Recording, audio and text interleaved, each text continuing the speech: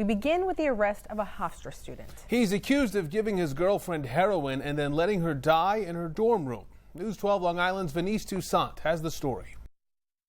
19-year-old Olivia McClellan found dead in her Hofstra dorm room in April. Today, her boyfriend, Hofstra sophomore Joseph Judah, was arrested, charged with injecting her with a lethal dose of heroin. Immediately, she could not breathe. Immediately, her eyes were rolling back in her head.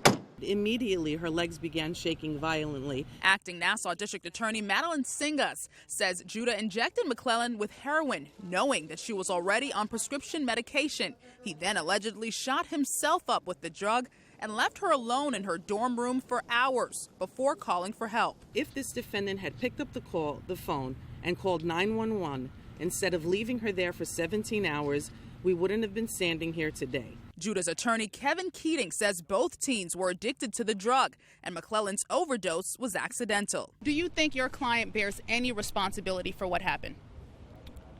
That goes to the issue of whether, in a broader sense, people bear responsibility for accidents. But heroin is illegal. Certainly. So does he bear any responsibility for what happened? Should he be indicted for manslaughter? Of course not. Judah's mother and father were both visibly emotional in court. Ma'am, you looked very distraught in court. How is this affecting you? She is distraught, and our lawyer's right there to answer any question. McClellan's death here at Hofstra came as a shock to many students, and today, some of them are surprised about her boyfriend's arrest. I honestly send my sympathy out to the family of the girl who passed away, and I hope that justice is served where it needs to be. Judah is charged with manslaughter and criminally negligent homicide. Venise Toussaint, News 12, Long Island.